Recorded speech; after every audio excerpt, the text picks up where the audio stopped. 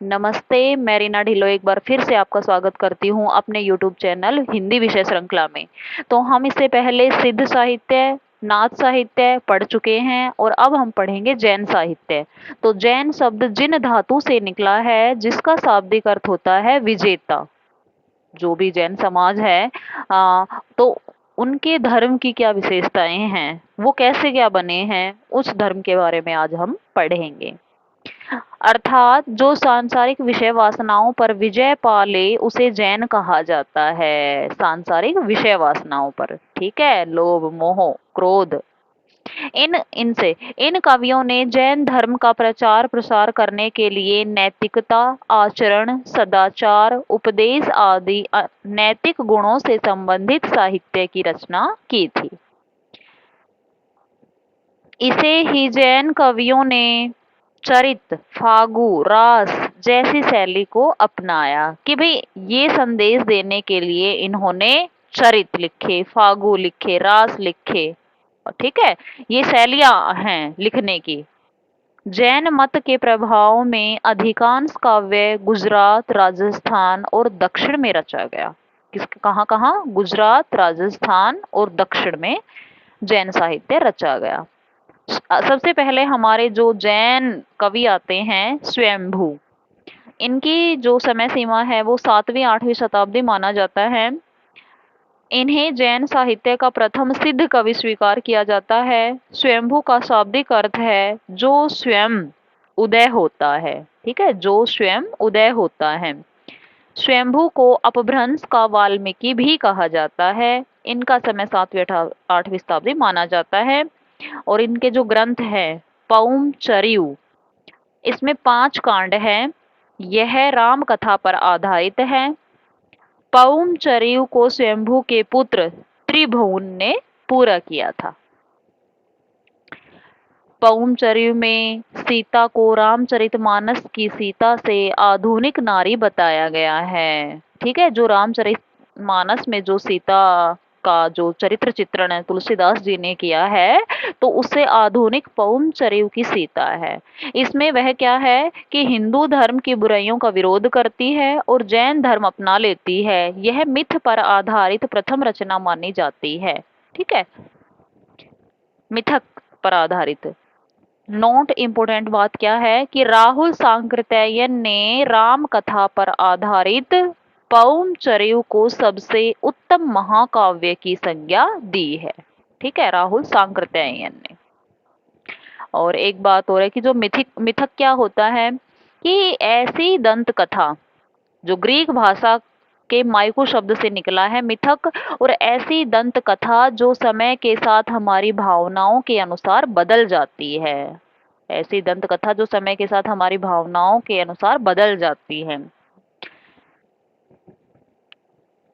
फिर है प्रथम बौद्ध सिद्ध कवि सरपहा और प्रथम जैन सिद्ध कवि स्वयंभू। ये आप याद रख लेना कि बौद्ध सिद्ध कवि तो है सरहपा और प्रथम जैन सिद्ध कवि है स्वयंभू। अब है प्रथम हिंदी का कवि चंद बरदाई माना जाता है। आचार्य रामचंद्र शुक्ल ने भी इन्हीं को माना है। और प्रथम खड़ी बोली का जो कवि माना जाता है अमीर खुसरो को। एक थाल मोतियों से भरा, वो अमीर खुसरो की ही रचना है। आचार्य रामचंद्र शुक्ल के अनुसार खड़ी बोली का पहला कवि गोरखनाथ जी हैं। प्रथम मुस्लिम मुस्लिम कवि अब्दुल रहमान को माना जाता है। प्रथम अवधी भाषा का कवि मुल्ला दाऊद को, चंदायन जिसने लिखी थी। और प्रथम अवधी भाषा का मुस्लिम कवि भी मुल्ला दाऊद ही हैं। अवधी का प्रथम महाकाव्य पद्मावत को माना जाता है, जिसको लिखने वाले जायसी थे। भारतीय संस्कृति का महाकाव्य रामचरितमानस को माना जाता है। आधुनिक मनुष्य की समस्याओं से युक्त प्रथम महाकाव्य कामायनी को माना जाता है और इसमें 15 सर्ग हैं। ठीक है, आधुनिक मनुष्य के जीवन की समस्याओं से संबंधित प्रथम महाकाव्य कामायनी, जिसको जयशंकर प्रसाद ने लिखा था। खड़ी बोली का प्रथम महाकाव्य प्रिय प्रवास, जिसमें 17 सर्ग हैं। अयोध्या सिंह उपाध्याय हरिओद ने लिखा था ये। फिर है रिठनेमी चरियु, पहला स्वयंभू पढ़ चुके हैं। और उसके बाद जो स्वयंभू की रचना वो पौंचरिम पढ़ चुके हैं। फिर आता है रिठणेमी चरिऊ, और जिसमें 4 कांड है। यह महाकाव्य कृष्ण कथा पर आधारित है। वो राम पर आधारित है, ये कृष्ण पर आधारित है। महाभारत की कथा को आधार बनाकर लिखा गया है। इसमें 4 कांड है, यादव कांड, कुरु कांड, युद्ध कांड और उत्तर कांड। तो यादव कांड कृष्ण जन्म पर आधारित है, कुरु कांड में कौरवों के जन्म पर आधारित है, युद्ध कांड कौरव पांडवों के युद्ध के बारे में है, और उत्तर कांड हिंसा पर अहिंसा की विजय दिखाया गया है। अब है इनकी तीसरी रचना पंचमी चरिऊ। यह ग्रंथ जैन धर्म के नैतिक नियमों पर आधारित है, कि भाई जो नैतिक शिक्षा की बात करते हैं उस पर। स्वयंभू के बाद दूसरे हमारे कवि हैं पुष्पदंत। इनका समय 10वीं शताब्दी है। इनका प्रमुख ग्रंथ है महापुराण। ठीक है, महापुराण जो 2 भागों में बटा हुआ है, आदि पुराण और उत्तर पुराण। आदि पुराण में महाभारत की कथा है और उत्तर पुराण में राम कथा।